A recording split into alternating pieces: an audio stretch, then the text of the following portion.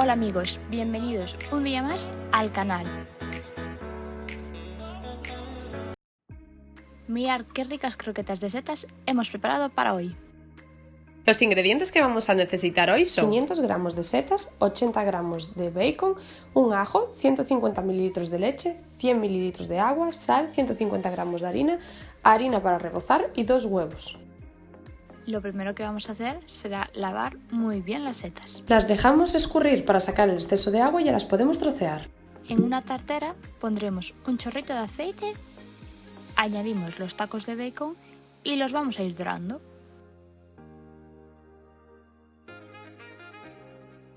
Añadimos también el ajo troceado.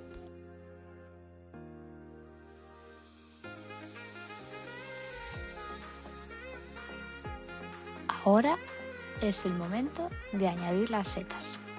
Revolvemos para que no se nos pegue hasta que se doren todos los ingredientes. Añadimos la leche y el agua y mezclamos bien hasta que comience a hervir.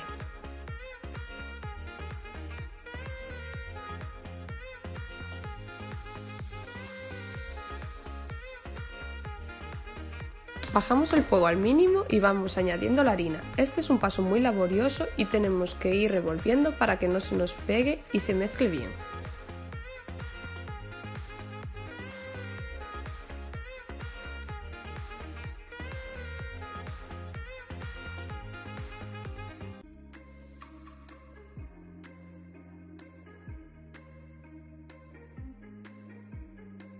Dejaremos reposar nuestra masa mínimo 1 hora. Daremos forma a nuestras croquetas y es hora de pasarlas por la harina. Ahora las pasaremos por el huevo.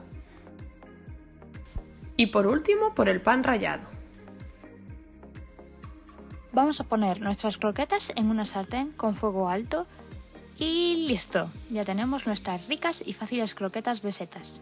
Si os ha gustado nuestra receta, no os olvidéis de suscribiros en nuestro canal. También podéis seguir nuestras recetas por Facebook o Instagram.